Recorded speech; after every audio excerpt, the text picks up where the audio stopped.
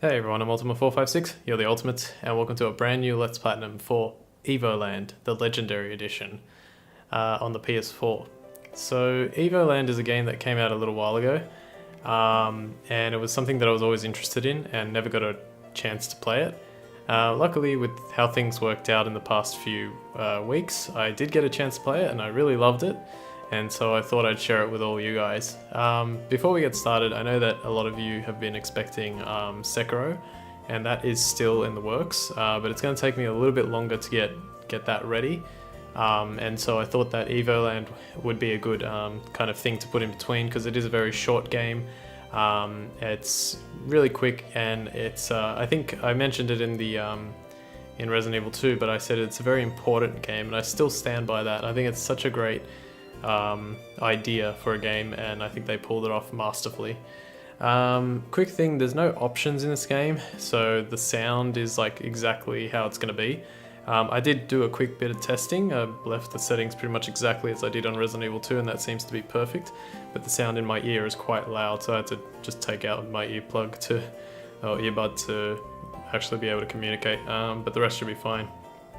Alright, so let's get into it. Last thing I'll say is that Evoland Legendary Edition is actually both games. So there's Evoland and then there's Evoland 2. As of recording this, I haven't actually played any of Evoland 2, only Evoland 1, and so I don't really know what's going to happen in that game. I will do it at some stage, I don't know exactly when, but this is what I'm going to be doing now. Like I said, this isn't going to be very long. I suspect I'm only going to do 15-minute episodes, just to give myself the opportunity to stay ahead of my content so that I can work on Sekiro more off screen. But even with 15 minutes, I don't see this going over like 20 episodes, so it's just going to be like a 2-3 week kind of thing. But I hope you guys really like it, because it is an indie game. I haven't been doing many indie games on my channel. It's been like AAA, and to be honest, I got a little bit burnt out when I was playing Sekiro, but after playing this, I feel really great. I feel back into gaming, and not that I wasn't into gaming, or not that I felt completely burnt out. I just felt that Sekiro put me in a weird spot. But now, having played this, I feel good. I feel back to wanting to play Sekiro again, and so I'm gonna go do that once I've done a decent amount of recording for Evoland. If not all of it, who knows, maybe I can record it all today. Alright, so without further ado, let's get started. So, new game, and you can choose Evoland 1 or 2. Evoland 1, here we go. So this is how it starts. Okay, you got right direction. There seems to be some chest to open this way. So if we move to the right, it says you got left direction. Always going right is boring, okay? Oh, now we got 2D movement. Like Pokemon. That's good, you can't go anywhere else anyway. Chest up here. Basic scrolling, you want to see where you're heading, right? There we go. So there's some bushes over here. It's really hard to tell because it's quite lo-fi and it's like all pixelated and all that, but you'll see. Ooh, we got some sound effects. You got sound effects. The game is much more alive this way. What's this one here? Smoother scrolling will save you some headache. Okay, that's cool. So the screen kind of scrolls along with you instead of having to change from screen to screen. Okay, we can't get that chest over there because there's some bushes in the way that we can't walk past, and we don't have anything to... Oh, now we do. You got a sword. Now you can kill the evil monsters and cut down bushes. Cool, so let's stab, stab, stab, stab, stab, stab. Yeah, you can even do stab and then spin around in like at least 3 directions before the stab runs out. Okay, before going to that chest, if we head back this way, we can find some secret treasure. Let's go left here. Chop, chop, chop, chop, chop, chop, and... you got a star. Collect all the hidden stars of Evoland. Yes, there's 30 stars to collect and 23 cards.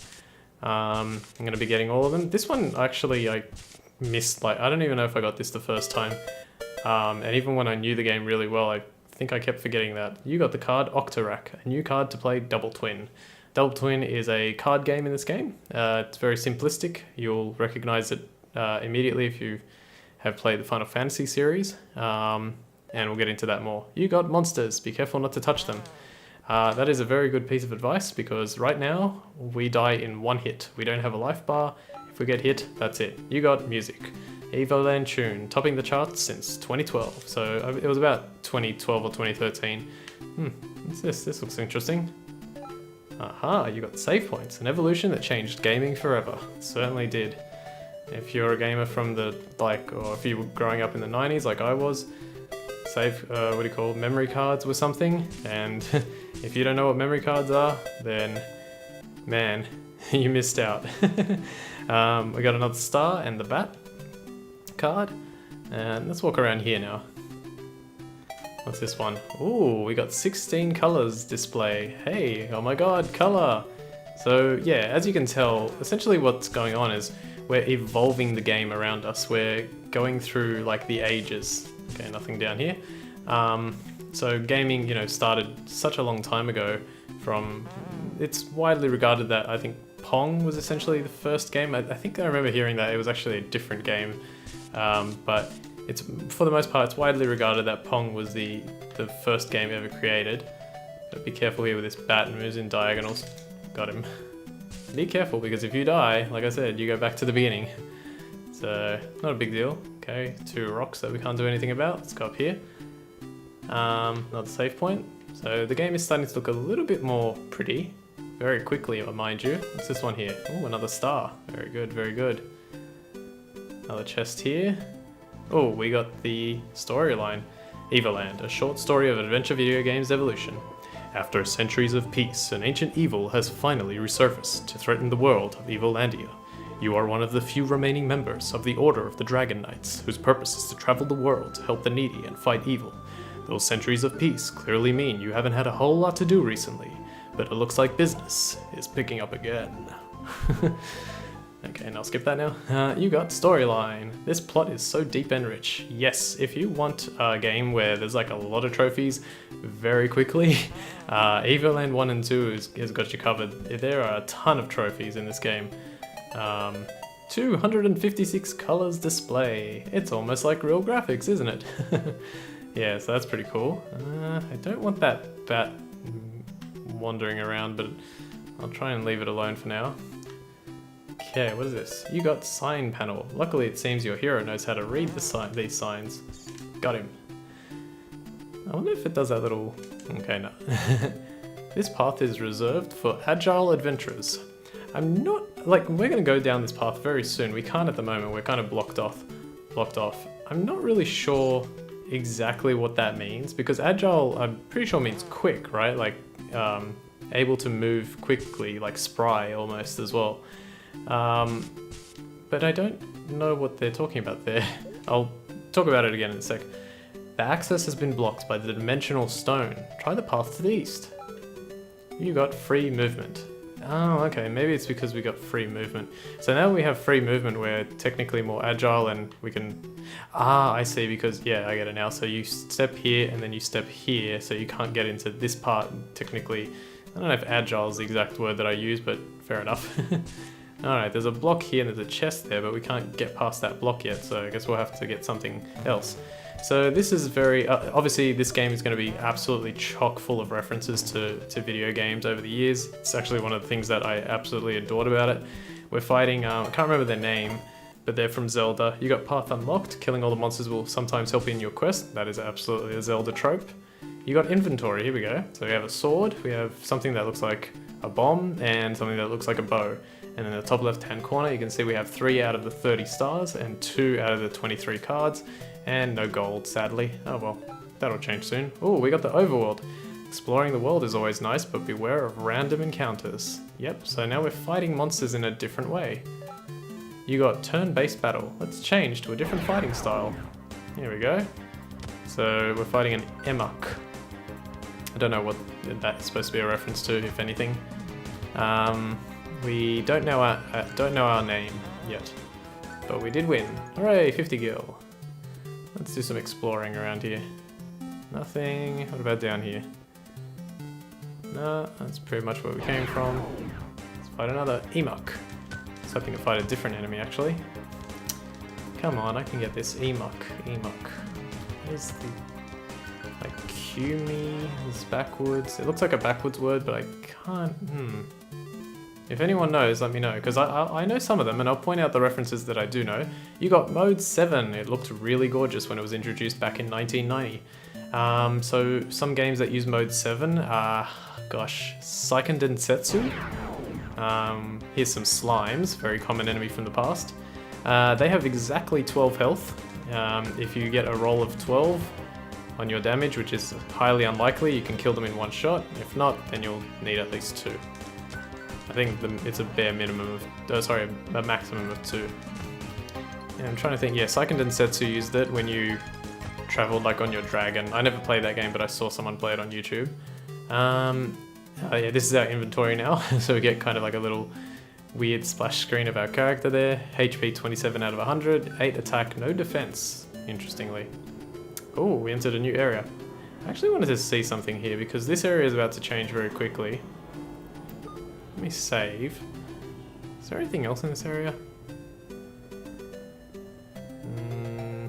No. Okay, cool. I just wanted to check that. Let's fight the Stealth. It's not Stalfos. Stalfos are the... That's what I was going to say before. It's not Stalfos. Stalfos are the skeletons that you fight in Zelda. These ones... Knuckles. Like something Knuckles, aren't they? Hard Knuckles? I can't remember what they're called. I think they're Knuckles. Something like that, anyway. So yeah, there's going to be a whole lot of references. I'm going to point out as many as I know. If you know one that I haven't pointed out or you can add to, let me know. You got chests unlocked. Killing all the monsters can also unlock treasures. Let me get this one first, actually. Yeah, place names, that's right. So you got place's name. You got place's name, probably place names. You will learn the name of the places you travel to. And this one, you got village. Why do villages always have such annoying music? That was Papunika Village, which is... Paprika Village? Is there a Paprika Village in some Zelda game? I feel like there is.